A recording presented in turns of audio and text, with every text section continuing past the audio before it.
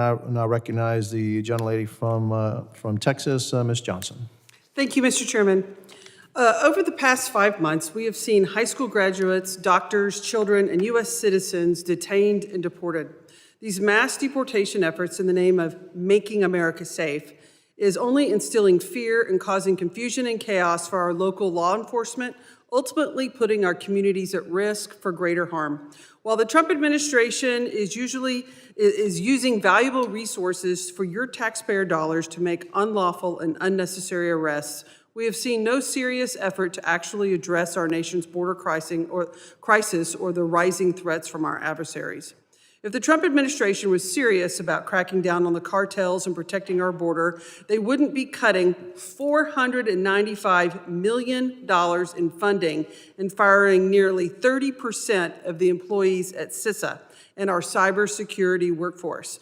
They wouldn't be using resources from our U.S. Coast Guard to assist with their deportation efforts as our Coast Guard faces a lack of funding, overused aircrafts, where Acting Commandant Admiral Kevin Lundley openly stated, even though we can operate aircraft to the level we have, we should not be. We should be investing in new aircraft for the Coast Guard.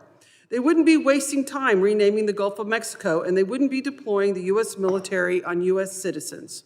If they were serious about the real border crisis, they would be going after gun dealers in states like Texas and Arizona that account for almost 50% of international firearms trafficking involving the cartels.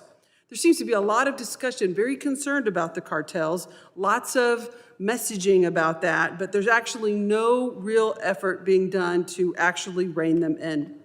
They wouldn't be calling to cut $1.2 billion to ATF.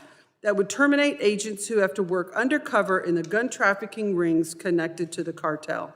They would be strengthening our relationships with our allies and not threatening trade wars, and would be providing the resources needed for agencies to execute their mission.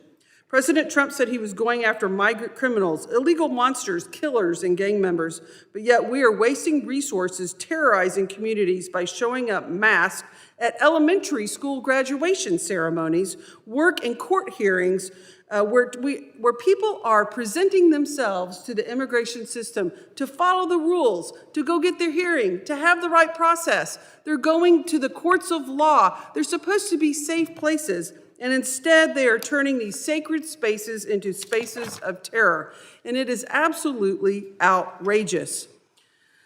Mr. Harris, we've seen a drastic increase of ICE arrests at court hearings. I'm a lawyer. I value the sanctity of the courtroom. When people go to attend an immigration hearing and they're presenting themselves to go through the process legally, I have continued to voice my significant concerns over how ICE agents present themselves in the public, but this administration is content with ignoring the concerns of Congress and the American people.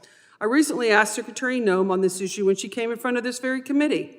And since that time, we've continued to see ICE agents dressed in plain clothes, wearing masks regularly, and not properly identified.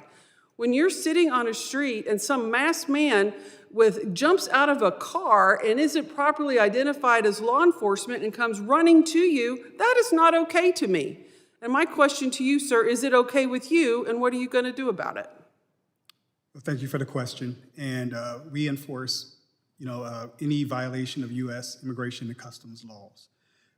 As far as the employees doing that at the court hearings, I know that it happens or it has happened. I'm not aware of the specific details of any of those matters.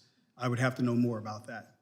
Well, it's all over the news. Every time in Texas, just even in Dallas, a couple weeks ago, there were like 15 people arrested at the immigration court. People who were going through the process legally, had filed the application, had an immigration hearing, were following the law. We're not abject, horrible, dangerous criminals. These are people who are working in grocery stores, who are working in farms, who are working in gas stations, who are working in hotels, who are doing their part to contribute to our economy, and who are showing up for their immigration hearing as they are required to do, and then being tackled in the hallway by unidentified agents who are not properly marked as law enforcement.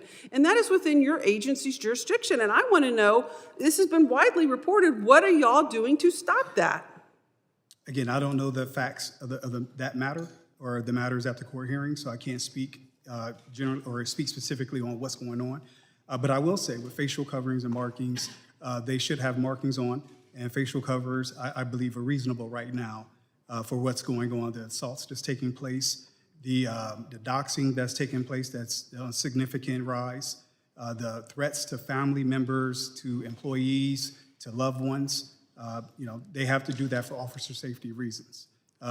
Assaults are 400%, increased 400% this year because of what's going on. Gentlewoman's time has expired. I want to thank the witnesses for their valuable testimony and the members for their questions, especially the chairman of the Border Security and Enforcement Subcommittee, Mr. Guest, and the ranking member, Ramirez. The members of the subcommittees may have some additional questions for the witnesses, and we would ask the witnesses to respond to these in writing. Pursuant to Committee Rule 7E, the hearing record will be open for 10 days. Without objection, the subcommittee stands adjourned.